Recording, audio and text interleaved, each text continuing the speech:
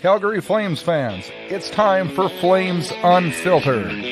Entertaining and controversial hockey talk with your host, Brad Burud. A month off from the show? 4 months away from Flames hockey? Man, I don't like the new norm.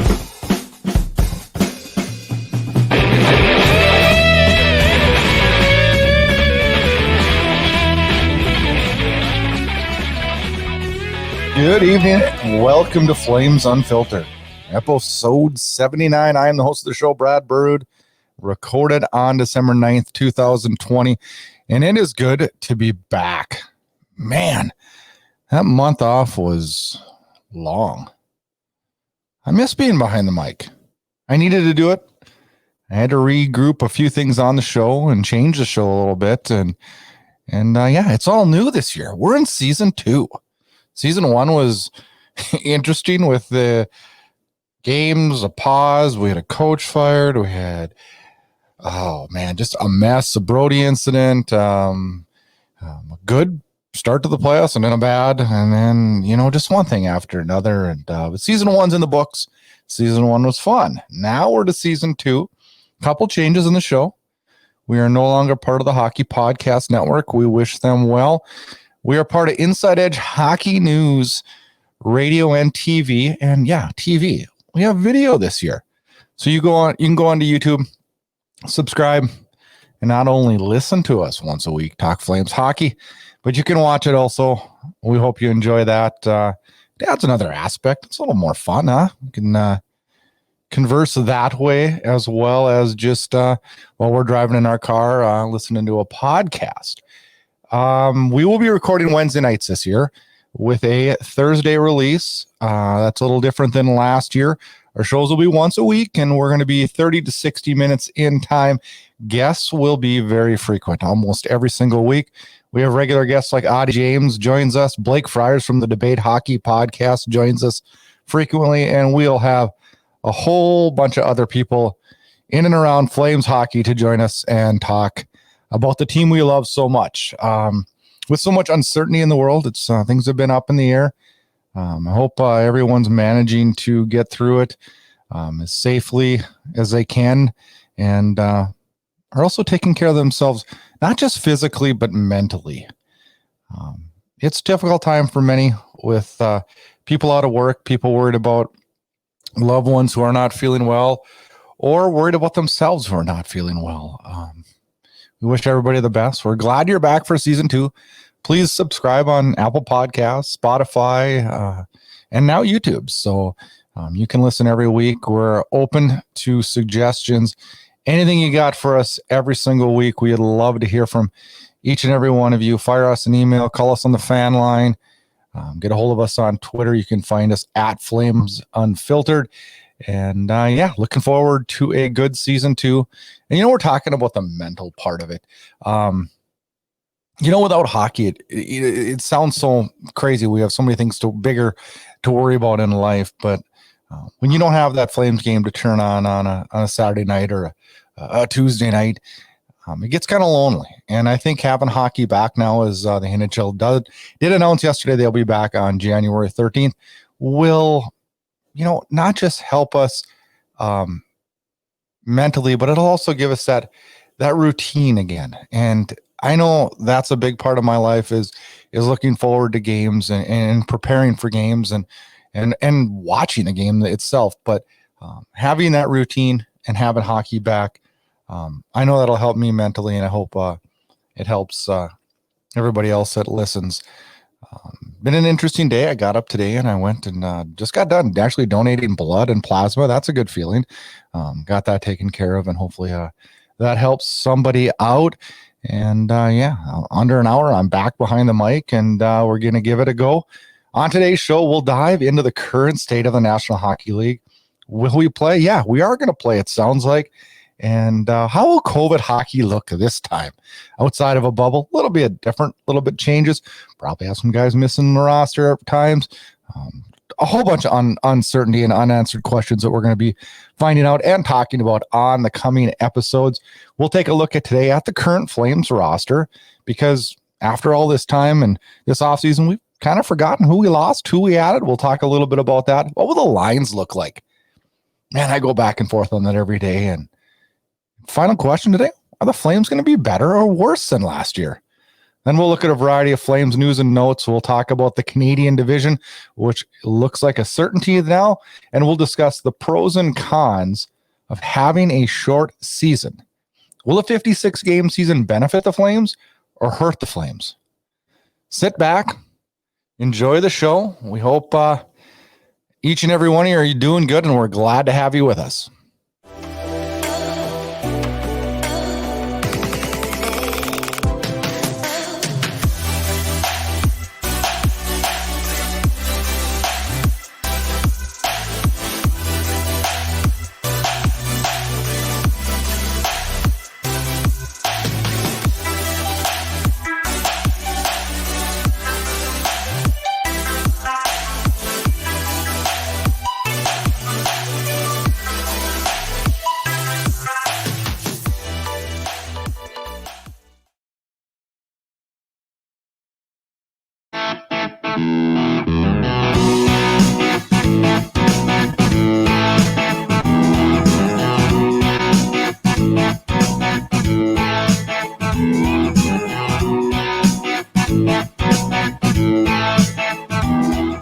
All right, Flames fans, good to be back.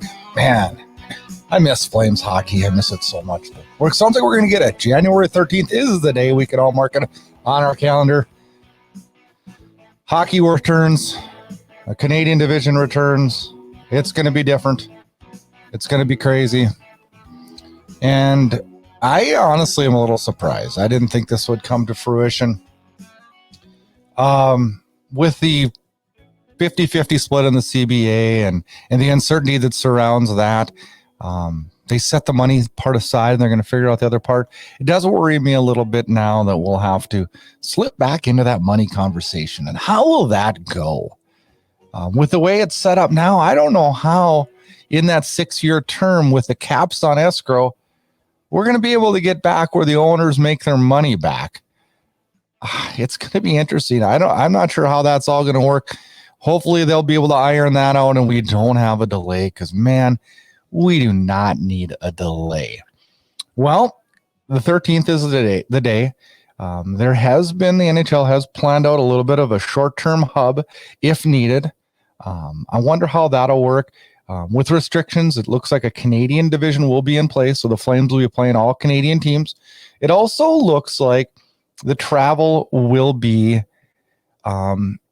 minimize as much as possible, which I think is probably a really smart thing when you look at what we've all been facing here and what's going on in the world.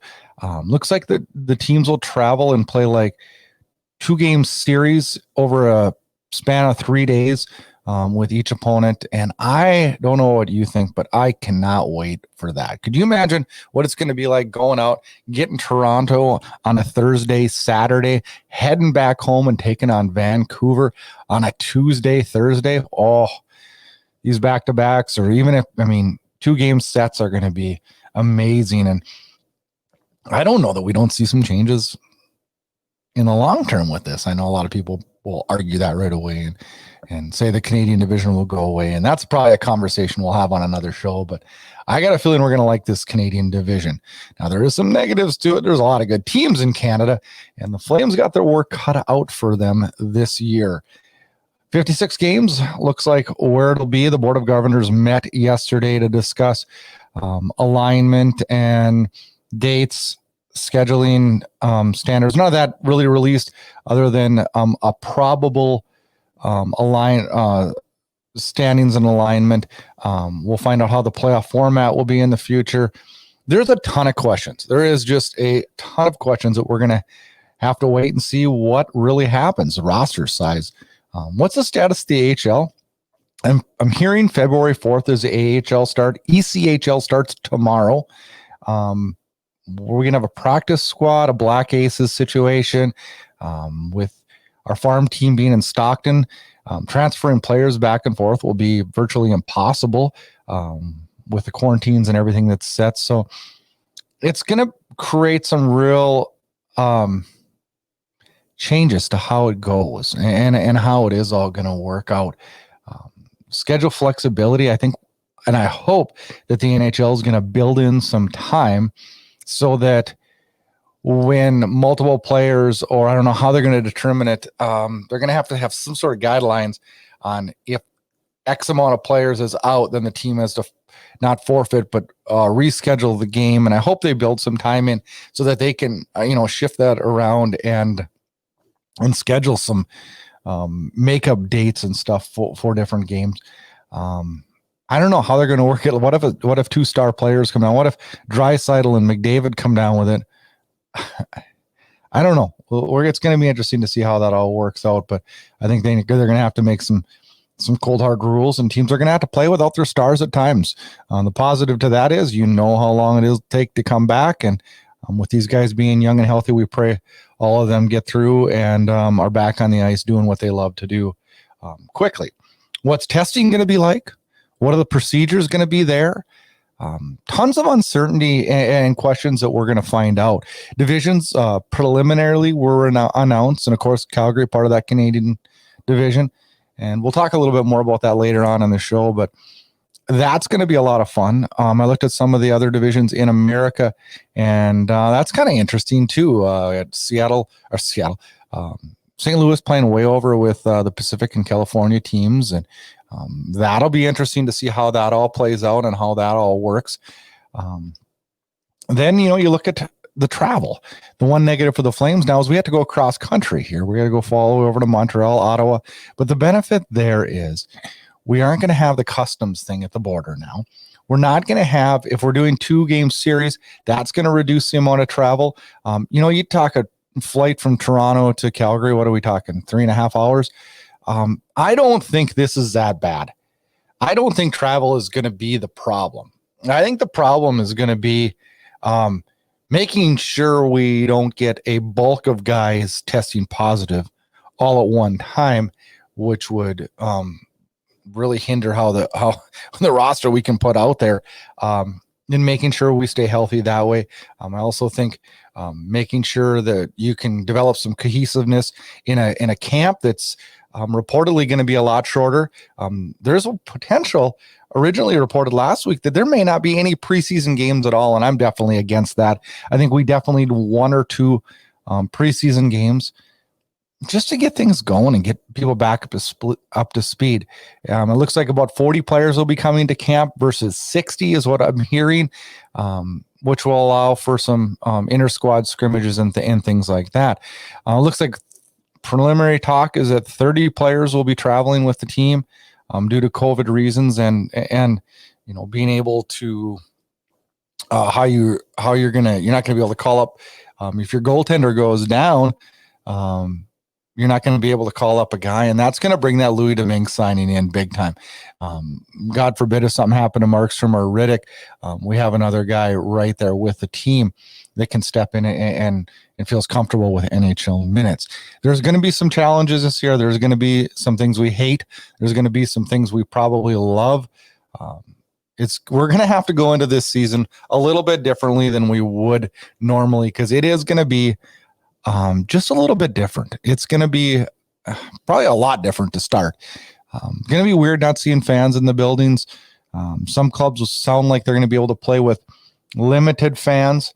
I hope that's the case. The quicker we can get fans back into the building, the better off this league will be financially, which this scares the hell out of me. The owner's taken such a hit on this. I worry about, people just talk about the Arizonas and the Floridas in the world, but there's some Canadian franchise, and I don't know that we're not cheering for one that is really definitely going to feel a hit on this one. And with a new arena coming in the future and everything that's going on, there's some scary times. Scary times financially for this league, and scary times in all reality. I'm looking forward to the season. I can't wait to drop the puck on January 13th.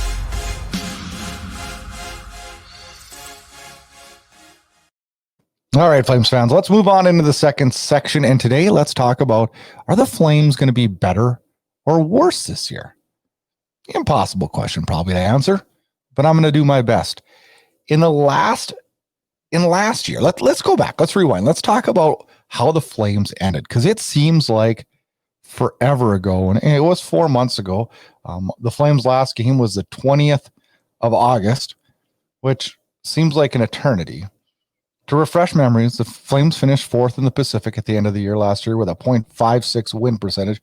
Had more points than Vancouver, but Vancouver had a higher win percentage, played less games. Yep, COVID shut down. Yeah, although we all know all that. Flames did get in 70 games. They were 36, 27, and 7 for a total of 79 points. Not probably the season that we all anticipated going into the year, but not a total loss. There was definitely some ups and downs to this year's season, but it wasn't horrible. Flames hook up with a Winnipeg team that I was pretty scared of, actually. I thought this was a good Winnipeg team. In the, what do you call it, a play-in round, I guess was probably the best term. The Flames did go on to beat Winnipeg 3-1 in that series. Talbot, flat out amazing. Sam Bennett, very, very good. Boy, the playoff Sam Bennett, I like that player. Great series. I thought the Flames were good. Got production out of Monahan, Gaudreau, and I thought Lindholm looked good in that series. And boy, everything was clicking, and I thought this team was really, really rolling. When then we go into play the first round with the Dallas Stars, and Flames win the first game 3-2. We're up 1, and Dallas comes back and wins 5-4 in the second game. Flames win game 3, 2-0, and that is where everything went haywire. Flames lose the next 2 by a goal, 5-4, 2-1, and you could just feel after game 5 that things weren't right. Things were not right at all. And yeah, it just wasn't a good situation.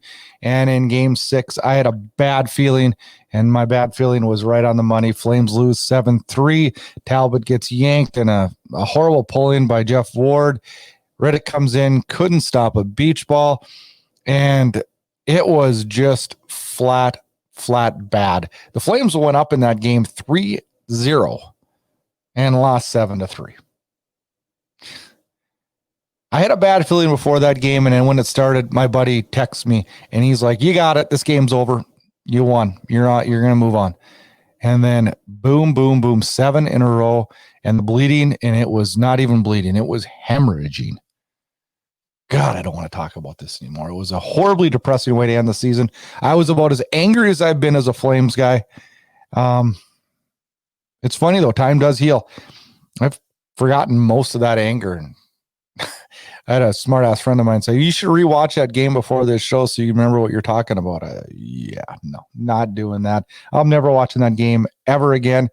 And I apologize for reminding all of you guys how bad that was.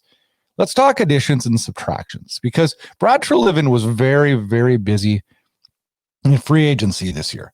Let's talk about who we lost and where we lost them to first.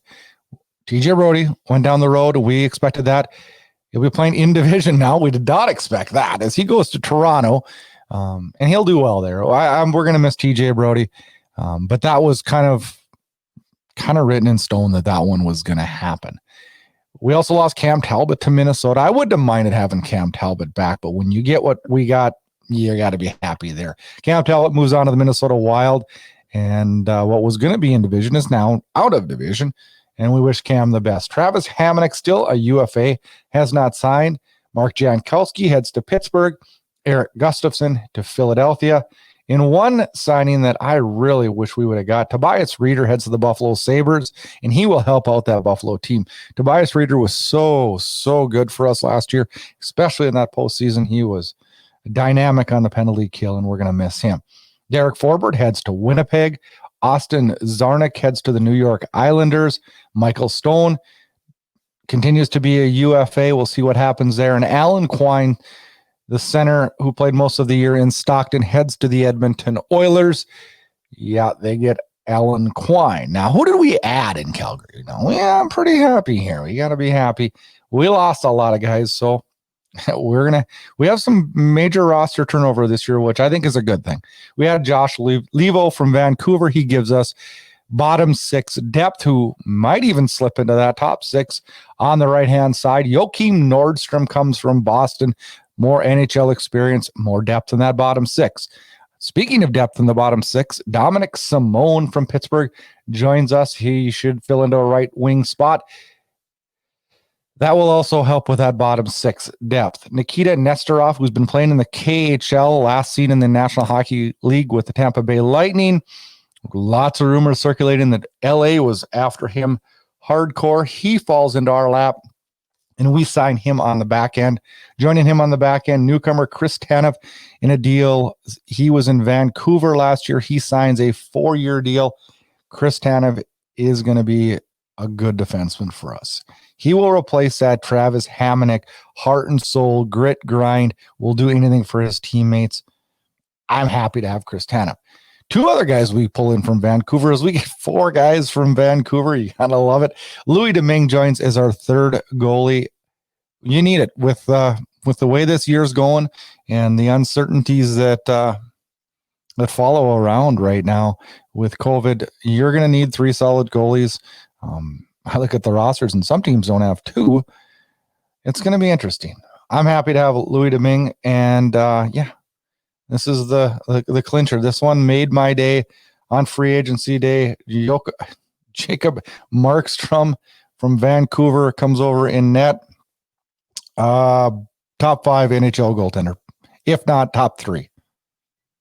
He was number 2 on my list of goaltenders that I wanted. I wanted Darcy Kemper, but this one we didn't have to give up anything other than term and salary, in which I think maybe the term's a little long on it, but I'm sure as hell not going to bitch because you're not going to get a guy like Jacob Markstrom without having to give him the term.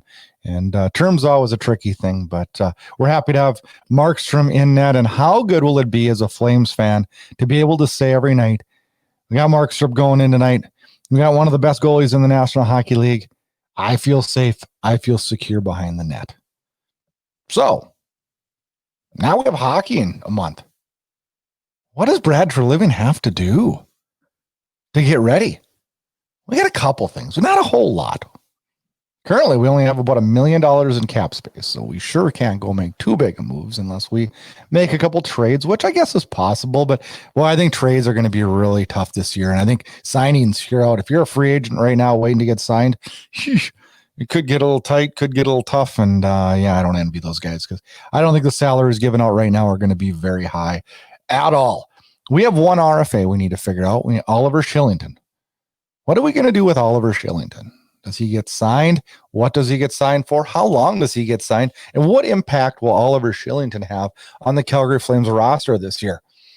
I like Oliver Shillington. I worry a little bit defensively, but I love his puck movement. I love his skating ability, and I love what he can grow into. Does that make sense? I think he has huge upside. I hope we re-sign this guy. I'm thinking that $700,000 to $1 million, give him a test drive. He's going to have to step up though.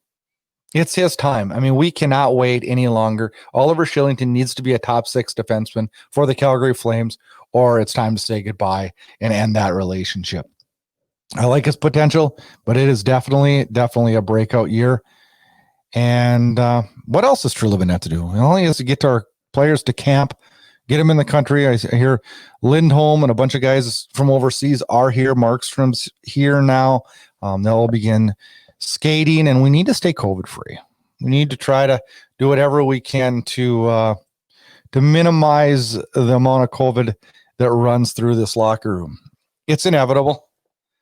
I'm not going to panic when we hear that so-and-so's got it, because I think we're going to get it.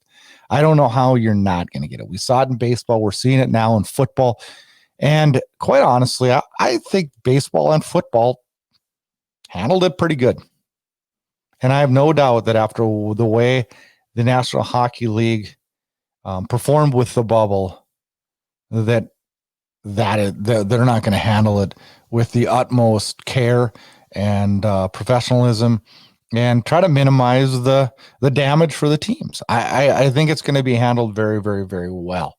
Now, we have a new roster. Where are guys going to slide in? What are we going to have this year?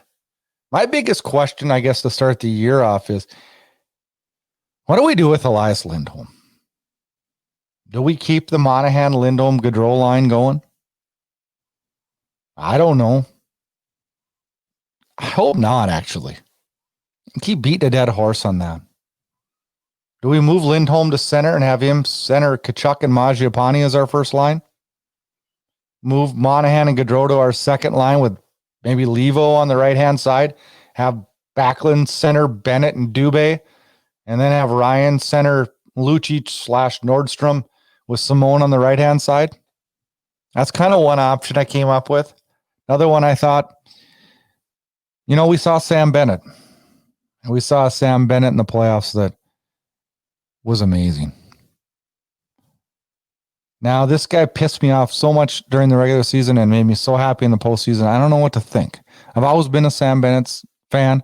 I thought he's got a bad rap because he was a high draft pick and the expectations in Calgary were unattainable through the roof. Not even fair to him. He's had his moments, but boy, in the playoffs last year, that guy was a horse. He was so critical in us beating Winnipeg in that play-in series, it's not even funny. So do we move him and have him center Bennett and Mangiapane? Have Monahan, Gaudreau, and Lindholm run their normal line? Have Backlund centering Dubé and Nordstrom? And then have Ryan, Levo, and Lucic on that fourth line? I don't know. How much does Milan Lucic play this year? Is this the year that we slide him in and out of the roster? In what's going to be a condensed schedule with a lot of games, is this the time that Milan Lucic plays a game, sits one out, plays two, sits one out, and we got Simone and Nordstrom now to slide in and fill those spots, and we have that depth that we so desperately need? Plus, we're not even talking about which young players could crack this lineup. A Glenn Godden. How many of you think we'll see Glenn Godden this year? Because I do. I just don't know how it's going to happen. Because what's going to happen now is we're going to have, an extra squad of players that aren't going to get to play games. And so if we don't get Glenn Godden into the lineup, how are we going to develop him at all? Because we can't send him down to the American hockey. Well, we could. You know what this could do is this could open up a bunch of roster spots for veterans looking for 1-year PTO deals just to fill that Black Aces squad so that you can send your younger marginal guys down to the American Hockey League and actually get them games so they can progress and not just be sitting practicing with the team. It's not going to do any good having Godden on our lineup if we don't have him in the lineup, having him one of the 10 that aren't playing. I don't think that's healthy for his career. What do we do on the back end? Do we put Gio and Anderson together? Do we lighten Gio's load this year? How many more years can we ride him? Yeah, I think he's one of the top 7-8 defensemen in the league. But how much can we ask of Giordano? Who I know a lot of you get upset with, but this guy's been a horse for us. He's a great captain. He's a great hockey player. Where do we go with Giordano? Do we put him with Anderson and keep him on that top pairing, or do we slide him down a little bit and give him a little bit of a break? Do we put a young Valimaki, who has the most promise of any player on this team, in my mind, who's been over in Finland just absolutely destroying that league? I think he's going to have a huge year. A huge year. The league's going to learn who Juuso Valimaki is this year. I guarantee you that. This guy is for real. Do we put him with a Tanev, who last year worked so well with a young Quinn Hughes? Do we use that tandem? Do we put him with Shillington in the third pairing? Do we put him with Nesterov in the third pairing? So do we go maybe Tanev? Hannafin, Tanev. Boy. Oh. Giordano, Anderson, Valimaki, Shillington. I don't know that we don't see Connor Mackey this year. If you look, many people might say, well, boy, I don't know if I like the Flames defense. I think I might love it. Are we short a guy maybe? Maybe. Depends on how Connor Mackey turns out. Hannah, we know what we got there. Hannah, we're going to love him.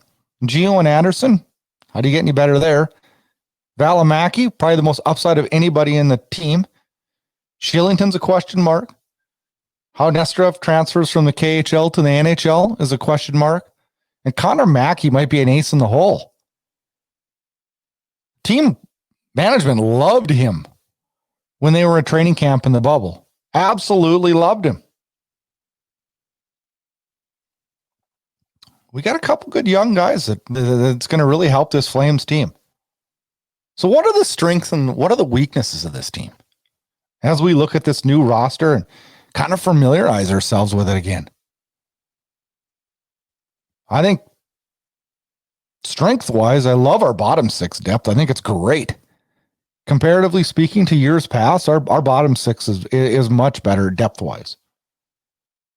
You know what? I love our leadership. I love Giordano. I like what Tkachuk does. I love a Backlund. I think we got some good leadership. We have a true number one goalie in Calgary.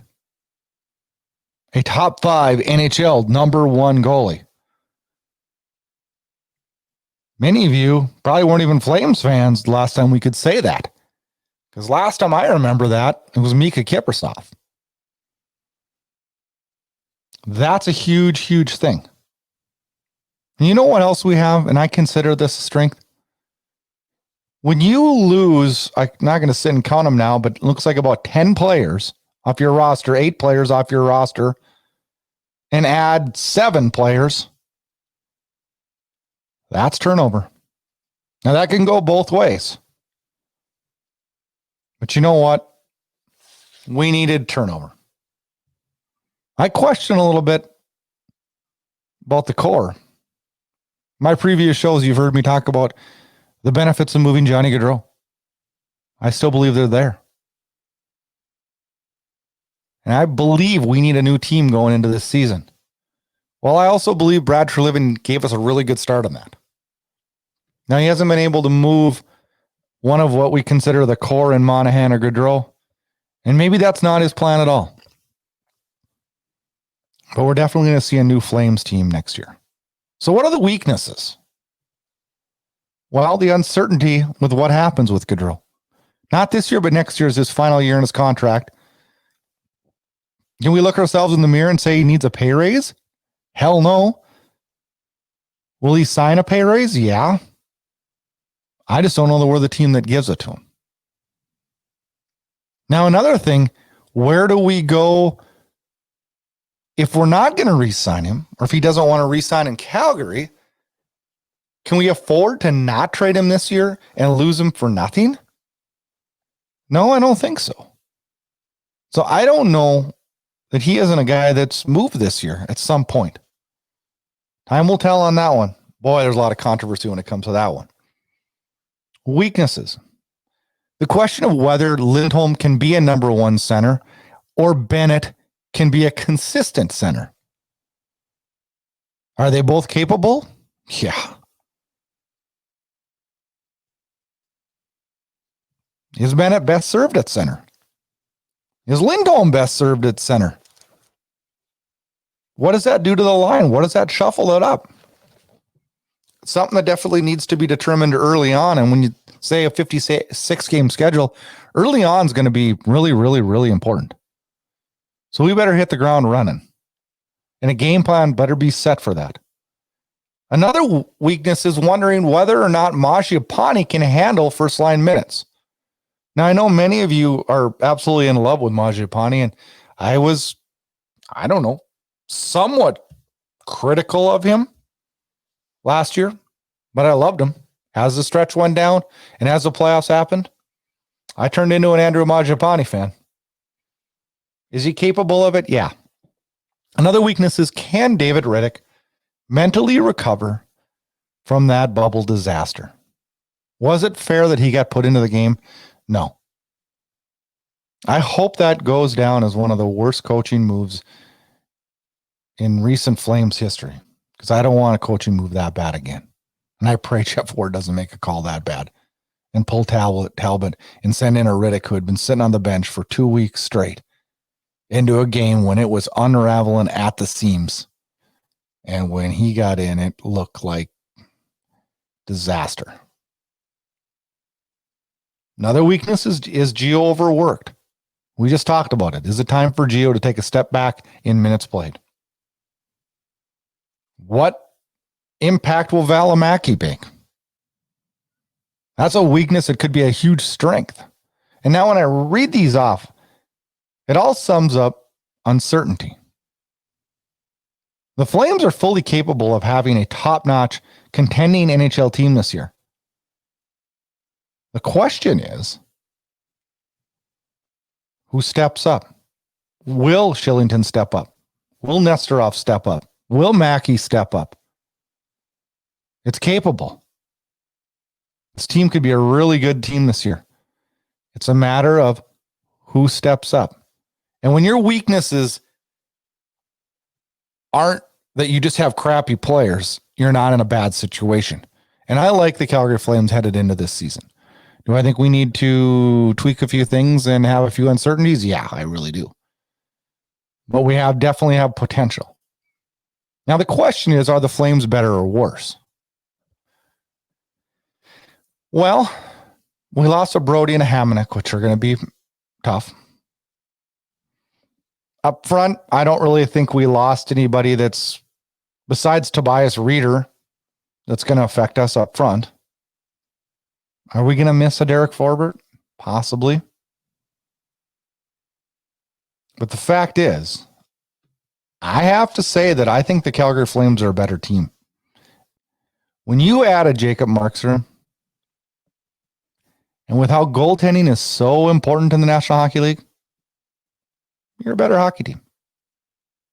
Having Jacob Markstrom is going to be huge for this team. And as a fan base, we need to be smart.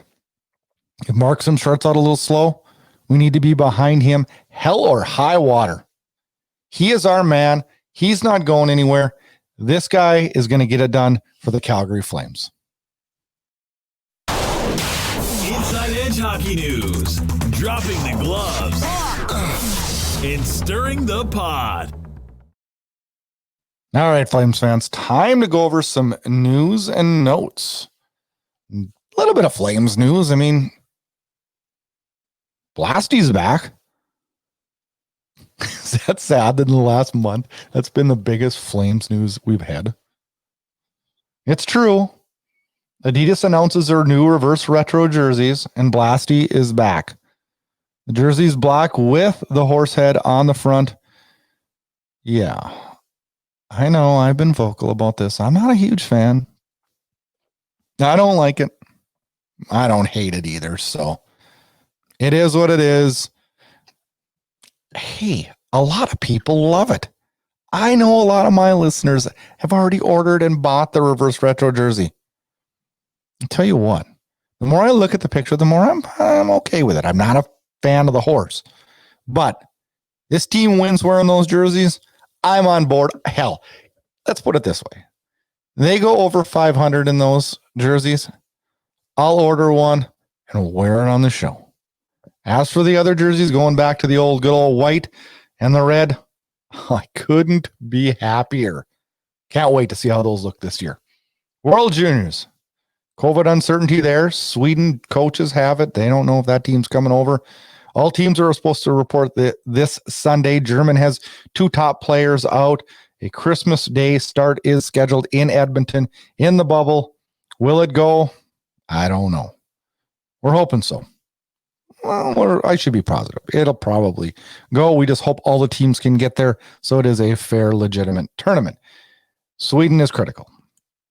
Flames prospects at World Juniors. Peltier's 2019 first-round picks in Canada.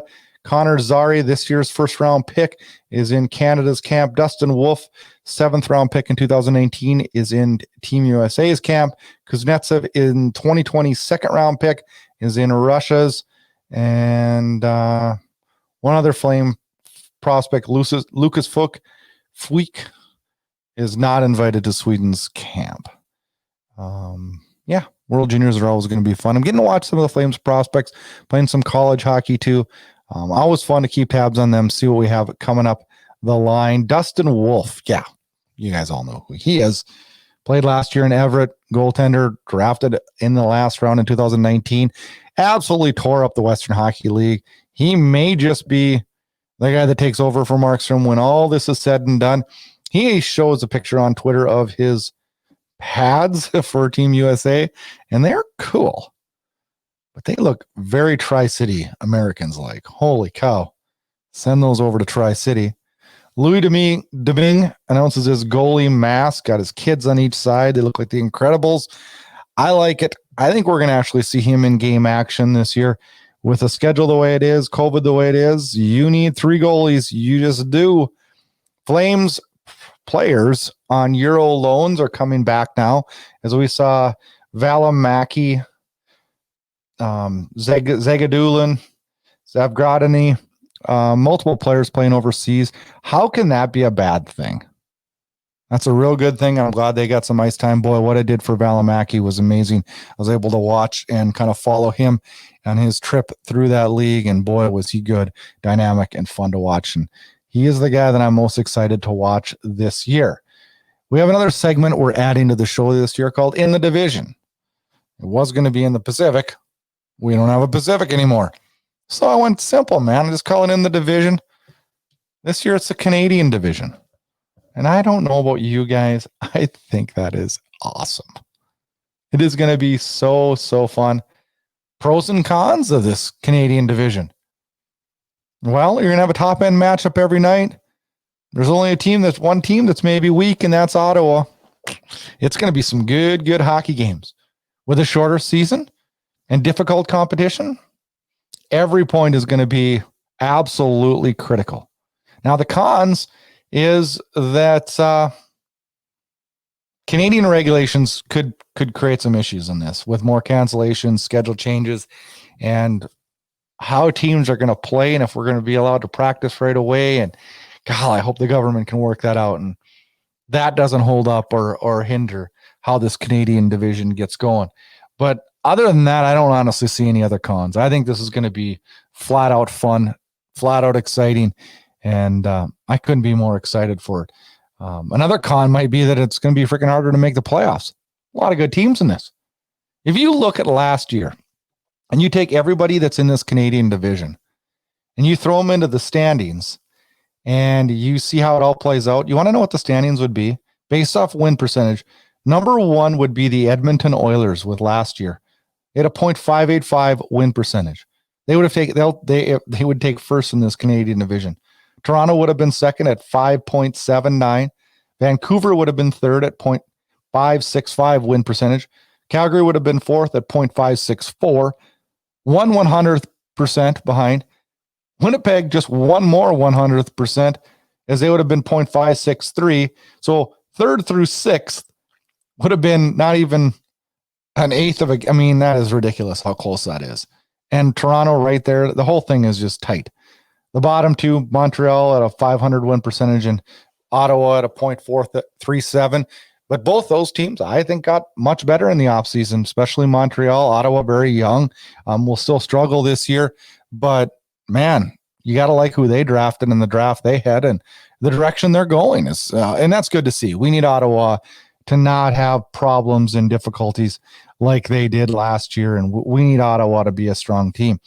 This division's going to be really good. This division's going to be a hell of a lot of fun, and Rogers is going to love having the ability to televise all these games, as ratings are going to be through the roof. As every night when two Canadian teams play, it's a rivalry night. Can you imagine how fun it's going to be for Flames to take on, Vancouver, and then next series be Edmonton, and then on to Toronto? And I don't know how you can get any better. This week, every week, we'll have a listener question or poll. This week, we had a Facebook poll, and we had it put on the Flames Hub group on Facebook. Always friends with them. Some great guys over at Flames Hub. I recommend that anybody who listens to this show join the Flames Hub group or the Calgary Flames fans group on Facebook. Both good groups. Talk Flames hockey with people that love Flames hockey. I'm on there all the time.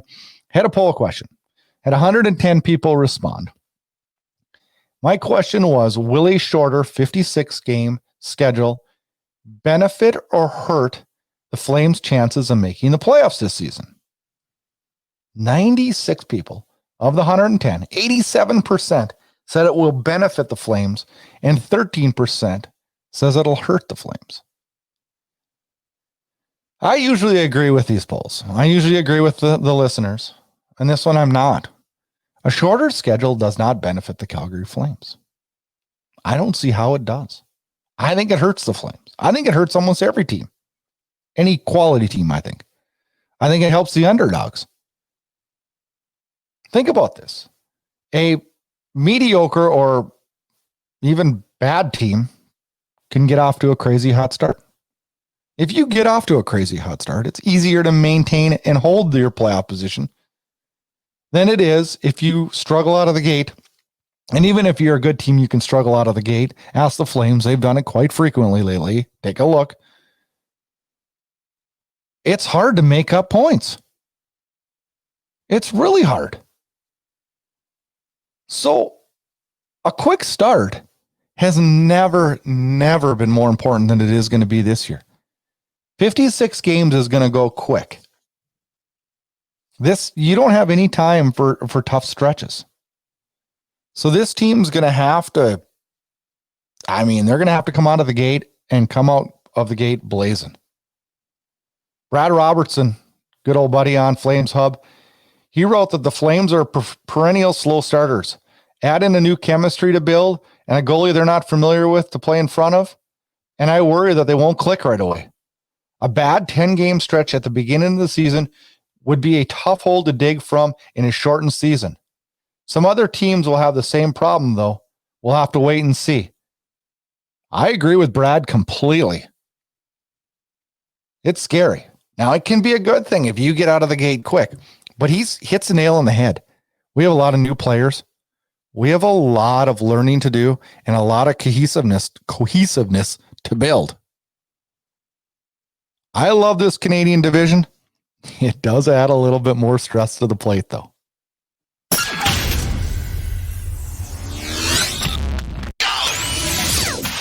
Get all your Flames Unfiltered podcasts, team news, team updates, and highlights at flamesunfiltered.com.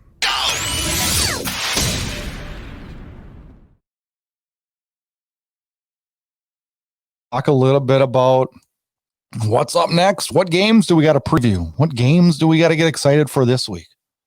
I also got a new thing we're going to introduce this week. It's called the HOTMIC Game of the Week.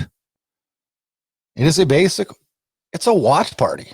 And this season, Flames Unfiltered is excited to announce that we've joined up with HOTMIC, and we're going to have one night a week we're going to have where you can join in and join me for a Flames watch party. We'll watch the game together. We'll talk Flames hockey. We'll complain. We'll bitch. We'll cheer. And we'll do everything Flames interactively through our computers in sync. It's a lot of fun. We did it during the draft. It was a blast. We're going to do it once a week. The Flames Game of the Week. I'll announce it a week in advance so you can set your schedules, get on and join us. The fan interaction will be great. It'll be a lot of fun. We'll have some prizes. We'll have some contests. We'll have like a first goal contest. Guess the first goal. Guess the OT winner, maybe. We'll come up with a whole bunch of things before then. I got a month to plan that. Watch for further details. You'll see it all over social media. You'll hear it on our next podcast. It's going to be a lot of fun. I'm excited to do that. It is definitely going to be something that you are not going to want to miss. So next week, we're back next week, and we will update where we are with the current status. We'll talk about any new progress with the money. We'll talk about, what else, division-wise, schedule-wise, anything we learn, how many guys are going to be on that practice roster, things like that. Blake Friars will join us. You can hear him every week on the Debate Hockey podcast. He's going to come to the show, talk Flames and Canucks rivalry, how it's changed over the past few years, and how it's going to change this year when we've got half of the Canucks roster on our team now. That should be fun. It's always fun having him on the show. Always a good argument. Stay healthy, Flames fans. Stay happy.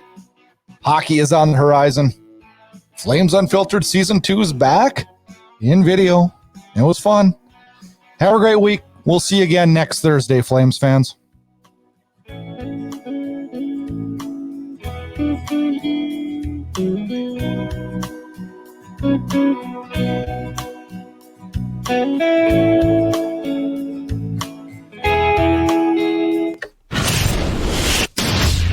Get connected. Flames Unfiltered can be found on Twitter @FlameUnfiltered. And also make sure you check out our Facebook page @Flames Unfiltered.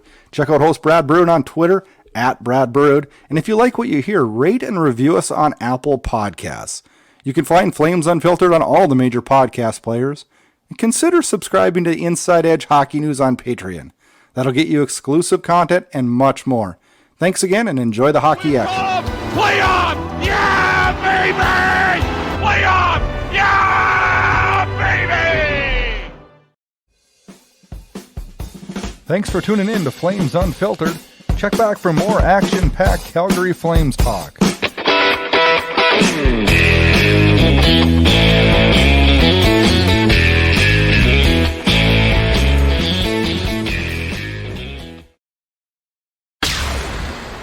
This has been a production of Inside Edge Hockey News Radio, copyrighted and distributed by the Inside Edge Hockey Media Group.